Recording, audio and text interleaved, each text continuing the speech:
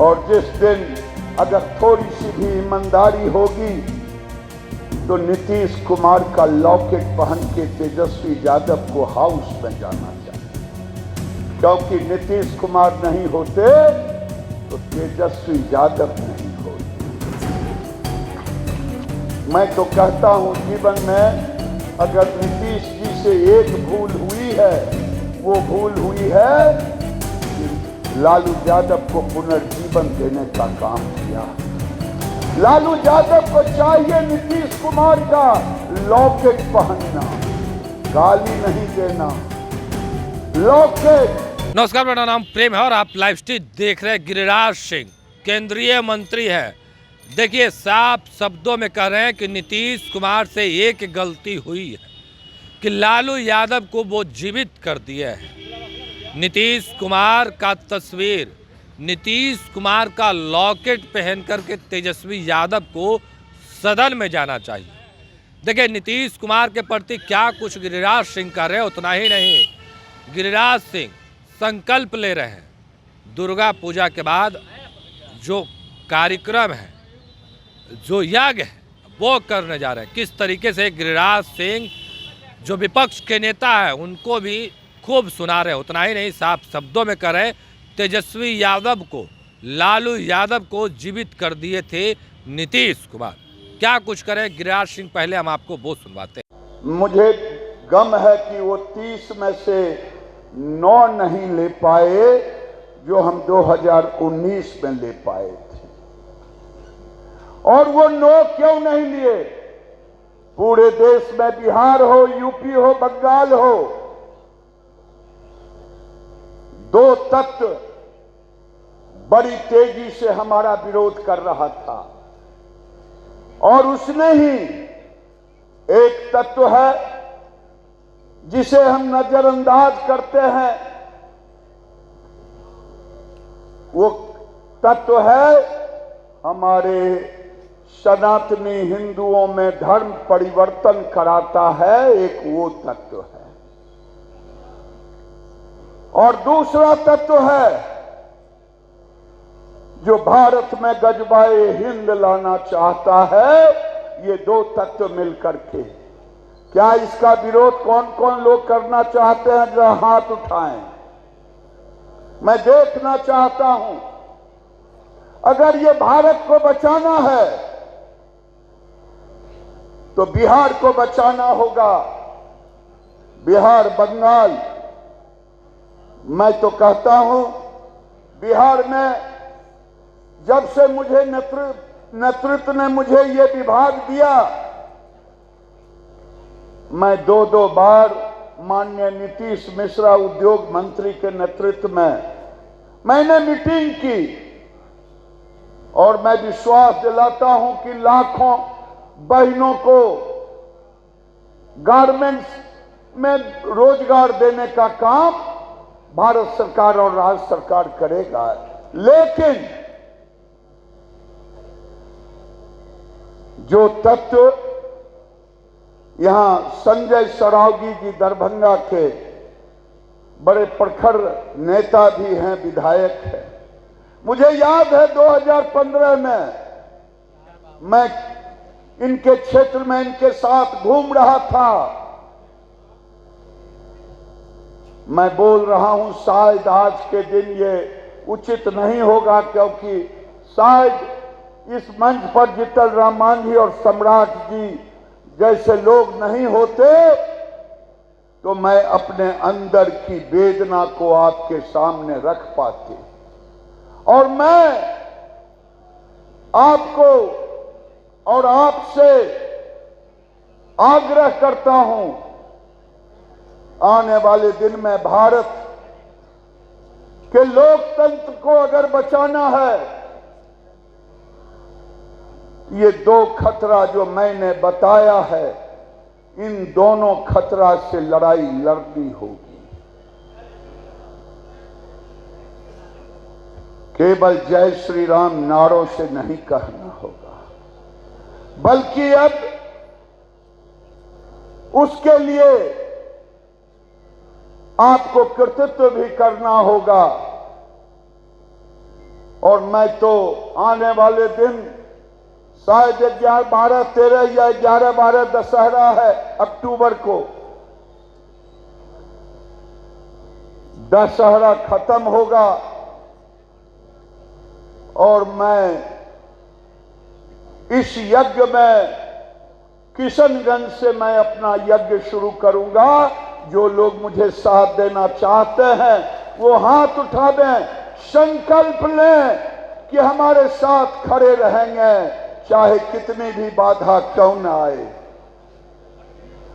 क्योंकि आखिर क्या कारण है, मैं पूछता था अपने नेताओं से।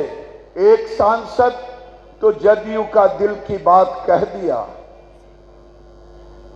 जब उन्होंने कहा मैंने समर्थन किया कि मुझे भी नहीं वोट मिला। आखिर क्या कारण है? मैं अपने क्षेत्र में किसी गांव में गया और गांव में गया तो कुछ लोग इकट्ठे थे। एक मौलवी साहब आगे पीछे खड़े थे। हम के मौलवी साहब आगे आ जाएं, क्योंकि आप मेरी बात अगर सच सच नहीं सुनेंगे तो आप जाएंगे मस्जिद में, खुदा से जुदा कर देंगे मेरी बात को। इसलिए खुदा की बात खुदा ही रहने दें। आप आए, मैंने कहा मौलवी साहब बताएं, हमारा सिद्धांत है सबका साथ, सबका विकास और सबका प्रयास। क्या आपके टोले में प्रधानमंत्री आवास मिला कि नहीं मिला? उन्होंने कहा कि हां मिला। हम के कोई भेदभाव हुआ? कहा नहीं। मैंने कहा शौचालय मिला? कहा हां मिला। कोई भेदभाव हुआ तो नहीं। मैंने कहा गैस का चूल्हा मिला? हां मिला। भेदभाव हुआ? कहा नहीं। मैंने कहा 5 लाख के इलाज वाला आयुष्मान भारत कार्ड मिला? हां मिला। हुआ भेदभाव? नहीं। गरीब कल्याण में अनाज मिल रहा है? कहा मिल रहा है। हमारे परिवार में 18 लोग हैं, 90 किलो मिल रहा है। हमने कहा अब तुझे वोट दिया था? कहा हां। मैंने कहा जरा खुदा का नाम याद करके बोलें। कहा नहीं दिया था वोट।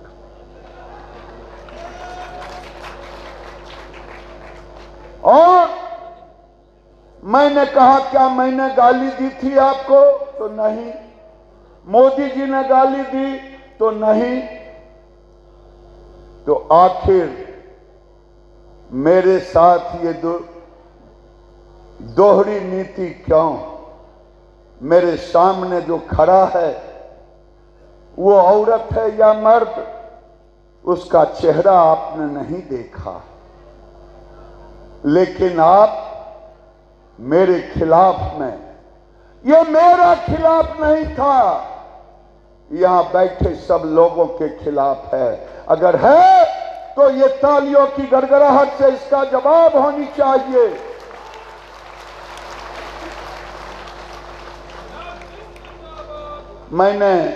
मैं बोलूंगा नहीं।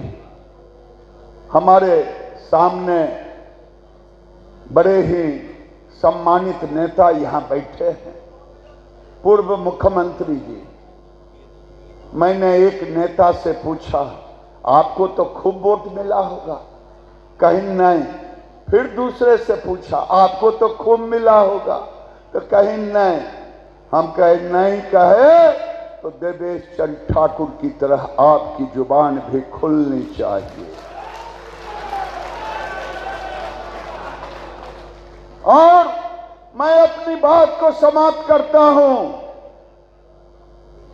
और ये निवेदन करता हूं, ये मेरी पीड़ा नहीं है, ये कोई एमएलए की पीड़ा नहीं है, ये कोई एमपी की पीड़ा नहीं है। मैं जब देखता हूं, कभी दूसरे मंच से बोलूंगा, जब संजय सरावगी जी मुझे दरभंगा में बुलाएंगे कोई सभा करके, कोई कार्यक्रम करके, शायद उन्हें भी अगर डर लगेगा तो मैं नहीं जानता, मैं गांव गांव जिले जिले जाकर के आपके खिलाफ जो साजिश हो रहा है उसका पर्दाफाश करूंगा। नहीं किया, आज हमारी बहनों को रानी झांसी की रानी बननी पड़ेगी, भाइयों को महाराणा प्रताप बनना पड़ेगा। जो लोग इससे सहमत हैं वो तालियों की गड़गड़ाहट से बताएं।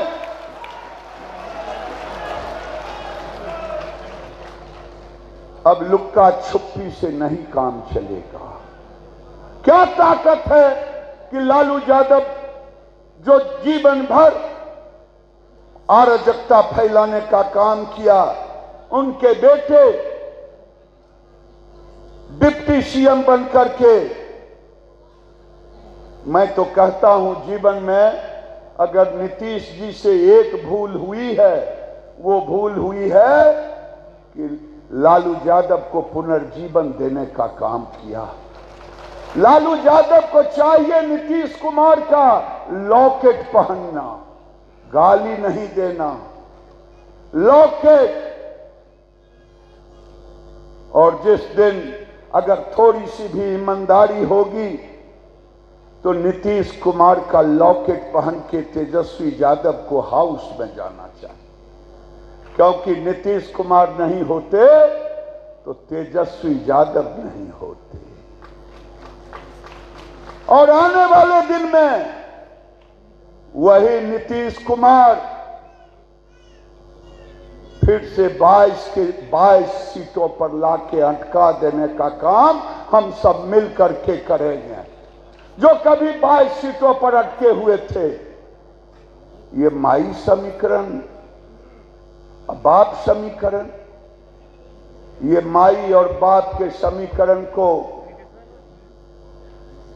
ध्वस्त करना होगा और बिहार में फिर से वो राम राज्य स्थापित करना होगा जो 2010 में हम लोगों ने स्थापित करने का काम किया था।